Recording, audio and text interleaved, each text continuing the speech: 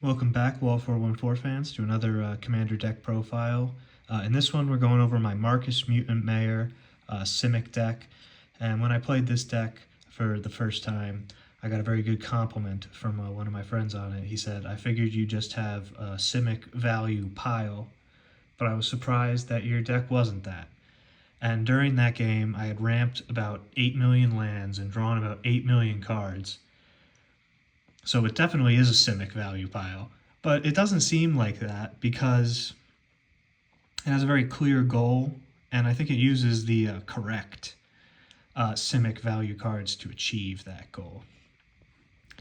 And I think that's an important aspect of why a lot of Simic decks just end up being value piles, is that there are so many good ramp cards and so many good draw cards in these colors that people just look at the top cards available on EDHREC or Scryfall sorting by EDHREC, and they just put together and they say, oh, this is a good ramp card, this Wild Growth is good, oh, this is a good draw card or whatever, and it doesn't really fit with what their deck is doing.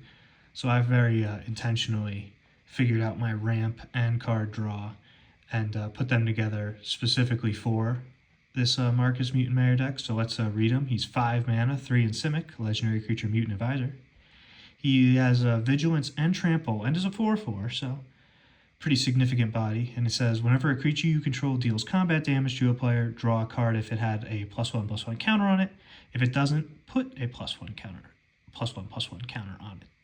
So as you see, that's pretty good. You got some draw in the command zone. He has enough stats and the Vigilance and Trample to be able to trigger his ability, and it gives you an obvious theme to build around in +1/+1 counters. But I actually think that the theme that we focus on more in this deck is combat damage. Now, of course, there's plenty of +1/+1 counter support in the deck, and it's very effective with the deck. But I also have a lot of evasion, a lot of big tramplers, and a lot of flyers in this deck, because at its core, it is like an attack and combat focused deck. And then it relies on some of the +1/+1 counter archetypes' great support. And this was also good because +1/+1 counters can get a little expensive nowadays. They're very pushed in standard, so a lot of their best cards are pretty pricey. So we stick to the budget ones and then go in more combat damage focused flavor of +1/+1 counters that I think is really effective at taking the big ramp and card draw value of Simic and pushing it towards an endgame where you win. So let's get into the on-topic cards. First, we're going to start off with the +1/+1 counter support I used. And first up, Managorger Hydra. 3 mana, 1/1, has Trample. Whenever a player casts a spell, put a +1/+1 counter on Managorger Hydra. This is the +1/+1 counter cards I'm kind of looking for. Stuff that puts counters on itself and is self-sufficient to easily work with our commander. And also it has Trample, which is great for our combat damage dealing. Then the Champion of Lambholt, 3 mana, 1 and 2 green, 1/1. Creatures with power less than Champion of Lambholt's power can't block creatures you control. Whenever another creature enters the battlefield under your control, put a +1/+1 counter on Champion of Lambholt. So again, it puts counters on itself, and it helps with evasion. Wonderful fit. The Forgotten Agent, 4 mana, 3 and a green. Whenever a player casts a spell, you may put a +1/+1 counter on this creature. At the beginning of your upkeep, you may move any number of +1/+1 counters from this creature onto other creatures. So not only does it put counters on itself, also puts counters on your other creatures, generates a lot of counters. Excellent must-have in any +1/+1 counter deck. Master Biomancer, 2 in Simic, 2/4. Each other creature you control enters the battlefield with a number of additional +1/+1 counters on it equal to Master Biomancer's power and as a mutant in addition to its other types. Unfortunately, we don't really take advantage of that nice mutant synergy with our commander, but we do take advantage of getting all those +1/+1 counters on it. As I said earlier, we don't really run all that much +1/+1 counter stuff. You'll see how we do it. So we like being able to put a bunch of counters on our creatures.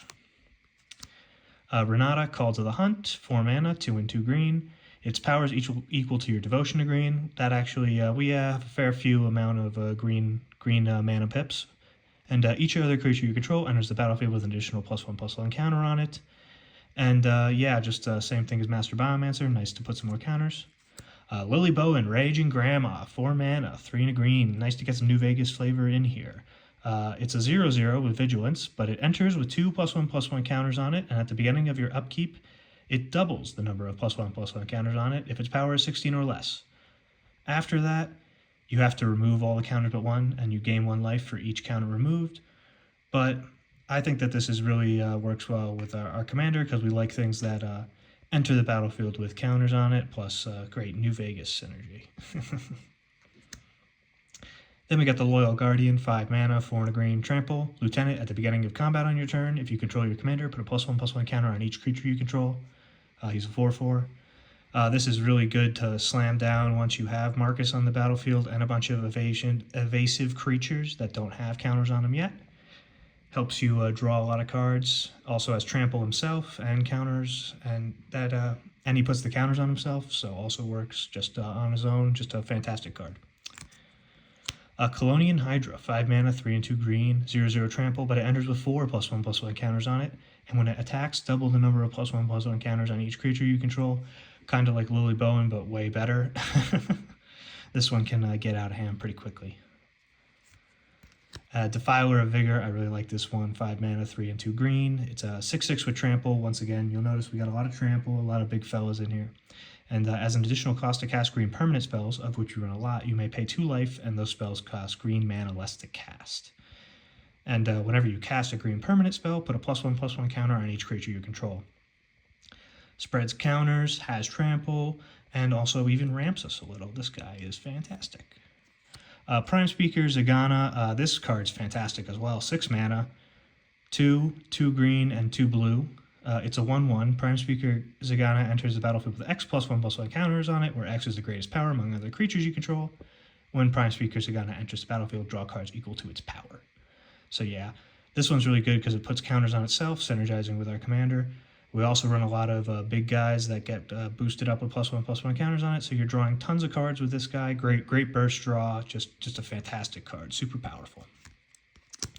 And then finally, the Avenger of Zendikar. I mean, come on, 7 mana, 5 and 2 green, and you create a 0/1 green plant creature token for each land you control, and whenever a land you control enters, you may put a +1/+1 counter on each plant creature you control. We didn't really go too much into landfall in this deck, but this guy has so much +1/+1 counter synergy that we had to include him. Next up, we'll go for what I call more indirect +1/+1 counter support, things that don't put counters on themselves. So like Hardened Scales, just 1 green enchantment. If 1 or more +1/+1 counters would be put on a creature you control, that many +1/+1 counters, but I'd say that 10 times fast, are put on it instead. So yeah, fantastic card, obviously. Ride the Avalanche, I really like this one. It's an instant for Simic. The next spell you cast this turn can be cast as though it had flash. When you cast your next spell this turn, put X +1/+1 counters on up to 1 target creature, where X is the mana value of that spell. So that really works well with just putting +1/+1 counters on it, but also it does some great shenanigans. Like you can flash in Overwhelming Stampede, you can flash in your commander, you can pull off a lot of crazy stuff with this card. Super underrated +1/+1 counter support. Then Branching Evolution for 3 and a green. It's an enchantment that lets you double the amount of +1/+1 counters you would put on a creature. So just a great value enchantment that lets us get out of hand with our counter putting on. And then these are more of the guys who are just evasion type creatures. So we got the Hornet Queen, Specimen 73, and its nice New Vegas art. 7 mana, 4 and 3 green. Flying Death Touch. When it enters, create 4 1/1 green insect creature tokens with flying and Death Touch. So obviously lots of flyers is very good for our combat damage deck.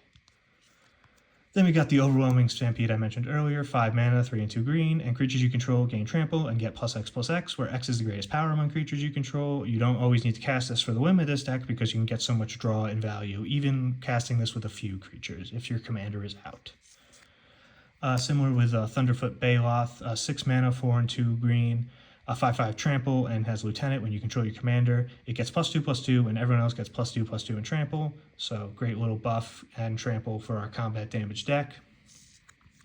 And then we got the Enray's Forerunners, Budget Creator Hoof Behemoth, 8 mana, 7/7 Vigilance, Trample, Haste. Everyone else gets Vigilance and Trample and +2/+2. So once again, working with our combat damage style win conditions. Now, something you might have noticed is that a lot of these cards are very expensive mana-wise, including our commander, so we have a ton of ramp. The stack of ramp cards looks pretty high. And first off, we got some classic green land ramp, Nature's Lore, Rampant Growth, Farseek. Glimpse of the Core is because I'm too cheap to buy 3 visits. So yeah, I guess replace that with 3 visits if you have one. Also, I like Thought Vessel in this deck because it has tons of burst draw that we'll see next. Then we have some Mana Dorks. I usually don't like Mana Dorks, but there are tons of them that specifically synergize with +1 counters. Devoted Druid for 2 mana. It adds green, and you can untap it to put a -1/-1 counter on it. And your +1/+1 counters cancel that out, so you can really take advantage of that. Gyre Sage is another one where it has Evolve, and you add green mana for each counter on it, so very effective in our deck. Incubation Druid is 1 in green, and you can add 1 mana of any type of land you control can produce, but if it has a counter on it, you add 3 instead, so great synergy. Kami of Whisper Hopes adds X mana of any one color where X is its power, so synergizes great with counters, and it also has a Hardened Scales effect, adding an additional +1/+1 counter whenever you're putting them on. And Rishkar Prima Renegade, it puts 2 +1/+1 counters on 2 target creatures, including itself, and then turns those into Mana Dorks, so nice for spreading counters and also maybe ramping if you need. And now we got creatures that land ramp, and that's what I think the key to this deck is you're trying to do a lot of combat damage. You're trying to get out big threats with ramp, and you're trying to put counters on everything. So what you want to ramp with are creatures that bring out lands. And the first one is Coiling Oracle. For Simic, it's a 1/1, and you reveal the top card of your library. If it's a land which you want, you put it onto the battlefield. But drawing a card isn't that bad of a downside. Sakura Tribe Elder, just a classic magic card. Has to sack itself, so it's not as synergistic. But now we get into the synergistic ones. Wood Elf, 3 mana, 1/1, put a forest on the battlefield. Topiary Stomper, 3 mana, 4/4 with Vigilance, and puts a basic onto the battlefield. It can't attack or block unless you control 7 more lands, but we're running tons of land ramp, so this guy's actually really good. Yavimaya Dryad, also 1 and 2 green for a 2/1. And you have to target. You get a forest, but you have to target, and then it has Forest Walk. So just a little extra evasion, but a wonderful little land ramp as well. And then I also include the Spring Bloom Druid, which is worse Wood Elves, and the Farhaven Elf, which is also a worse Wood Elves. And then here are some interesting ones. Pure Strain Gene Stealer is 3 mana, 2 and a green, 1/1. And it enters with 2 +1/+1 counters on it, so synergizes with our commander. And when it attacks, you can remove a +1/+1 counter from it to add a basic to the battlefield tapped. So this will work if you can stack counters on it. Even if you don't, it's still good. Or you can choose to try and draw off of it with Marcus's effect. Very versatile. I like this one. Rampant Rejuvenator is 4 mana, 3 and a green. It enters with 2 +1/+ counters on it. And when it dies, you get X basic land cards where X is its power, so it's great to stack creatures on. People won't want to block it, so you can draw cards off of it, entering with counters, just lots of great synergy. And then one of my favorites, so Mycospawn, 3 and a green. For a 3/3, it has a kicker for 1 and 1 colorless. And if you kick it, you can exile target land, so a little land removal, but notably if you don't kick it, or even if you do, but you can search your library for any land and put it onto the battlefield untapped and shuffle. I'm usually grabbing the Reliquary Tower with this one. I just think this card's really good, really underrated card. Next up, we're going for the draw section of the deck, and I have 2 types of draw that I really like. One is sort of the enchantment when you do X draw a card, and the other is big burst draw, at which green excels with both of these. First off, we got Up to Beanstalk, banned from Standard, not from Commander. 2 mana, when it enters you draw a card, and when you cast a spell with mana value 5 or greater, draw a card. Our Commander has mana value 5 or greater. And we're running a bunch of cards with greater than 5 mana value, so obvious include, very good card. Garruk's Uprising, 3 mana. If you control a creature with power 4 or greater, draw a card. Creatures you control have trample, great for our evasion. And whenever a creature with power 4 or greater enters the battlefield under your control, draw a card. We don't have as much synergy with this one, but considering our commander has 4 or more power, I think, and it gives evasion, I figured that was enough to make this one worthwhile. Bred for the Hunt, 3 mana, 1 in Simic. Whenever a creature you control with +1/+1 counter on it deals combat damage to a player, you may draw a card. Just doubling up on our Commander's effect. Very nice. Terra Symbiosis, new card. 3 mana, 2 in a green, and whenever you put 1 or more +1/+1 counters on a creature you control, you may draw that many cards. Do this once each turn. So yeah, it's almost like Phyrexian Arena with huge upside. Works great with Forgotten Ancient, works great with Ride the Avalanche, works great with tons of cards in our deck, so I really like this one. Guardian Project, 4 mana, 3 in a green. Whenever a non-token creature enters the battlefield under your control, if it doesn't have the same name as another creature you control, or a creature card in your graveyard, draw a card. Obviously fantastic in Commander. Beast Whisperer is the creature version of this, 4 mana, 2 and 2 green. Whenever you cast a creature spell, draw a card. We have a lot of creatures.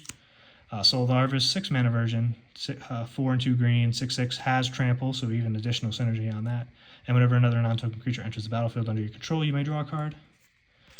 Sphinx of the Second Sun, I really like having some high mana value impact cards to pay off our ramp. He has flying, 6/6, so he does have evasion, works that way. And the beginning of your post-combat main phase, there's an additional beginning phase.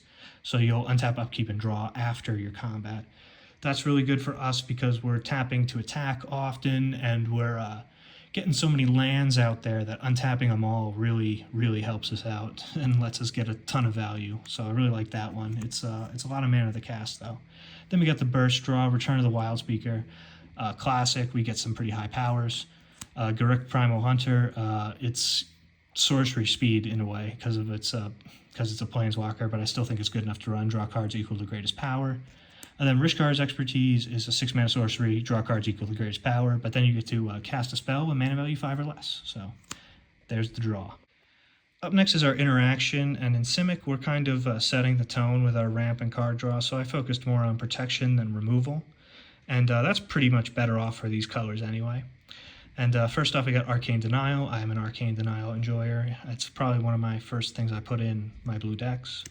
Then Repulsive Mutation's a fun one. It's X in Simic instant. Put X +1/+1 counters on target creature you control, then counter up to 1 spell, unless its controller pays mana equal to the greatest power among creatures you control. So you can cast this for X equals 0. You can cast this without needing to counter a spell if you want to put counters on stuff, so it's very versatile, very fun counter spell. Plasm Capture, this card just shows how good mana drain is because it's 4 mana, 2 green, 2 blue. Counter target spell at the beginning of your next pre-combat main phase. Add X mana in any combination of colors where X is that spell's mana value. So yeah, budget mana drain. Then we got Inspiring Call, some nice protection, 3 mana instant. Draw a card for each creature you control with a +1/+1 counter on it. Those creatures gain indestructible until end of turn. Use this as protection, use this as draw, use this to give your creatures indestructible before you attack, like very versatile again. Mutational Advantage, 3 mana, 1 in Simic. Permanents you control with counters on them gain hexproof and indestructible until end of turn. Prevent all damage that we dealt to those permanents this turn. Proliferate. So, good little protection spell that also gives you the advantage of proliferating, boosting your board up a bit. Then Arachnogenesis, I like including a fog or 2 in my decks, and Arachnogenesis really works with this one. It's 3 mana, 2 in a green. Create X1, 2 green spider creature tokens with reach, where X is the number of creatures attacking you. Prevent all combat damage that would be dealt this turn by non-spider creatures. So really effective protection, but also leaves you with a bunch of tokens to put counters on, similar to our land ramp strategy. And next we got Removal. There isn't too much in here. Our interaction is more protection and creature focused, but we're still running Azuri's Predation, classic green board wipe that leaves us with a bunch of tokens, which as I mentioned we like earlier. Bane of Progress, considering we're land ramping, we don't mind destroying everyone's artifacts, and it puts +1/+1 counters on it, so lots of synergy with that. Beast Within is just great removal, why not put it in there? And then Scavenging Ooze is great graveyard hate that synergizes with our +1/+1 counters. Next up, we're going over lands, and I won't go over all the basics or all the dual lands, but I will just call out that I'm running the 2 tapped forest islands. If you're higher budget than me, replace them out with like Breeding Pool, but you need some forests in this deck for all of our great forest calling out land ramp. But let's go into utility lands. I'm running Reliquary Tower because we have a lot of powerful burst draw, and we want to keep those cards in our hand. Disciple of Freyles is just a classic card draw MDFC. Why not include it?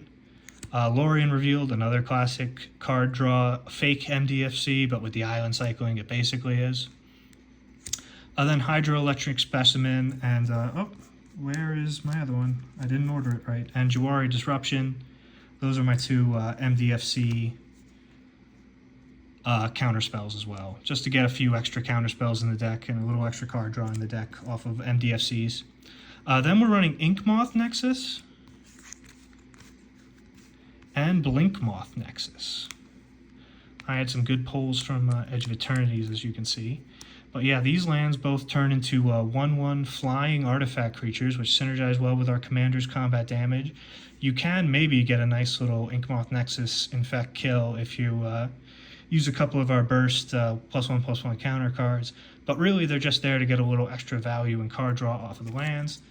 And then finally, as you've seen, we got our Scavenger Grounds for a little extra graveyard hate, and our Demolition Field for a little extra land hate. So there you go. There's the Marcus Mutant Mayor deck. Keep your eyes out for some new decks, maybe in the new year. In the next fiscal year, I'll reevaluate my Magic spending, because I've been spending a lot. But we still have a few new Vegas Commanders to go. We'll see how much hype this new season of the Fallout TV show that I'm excited for generates. But I'll see y'all next time.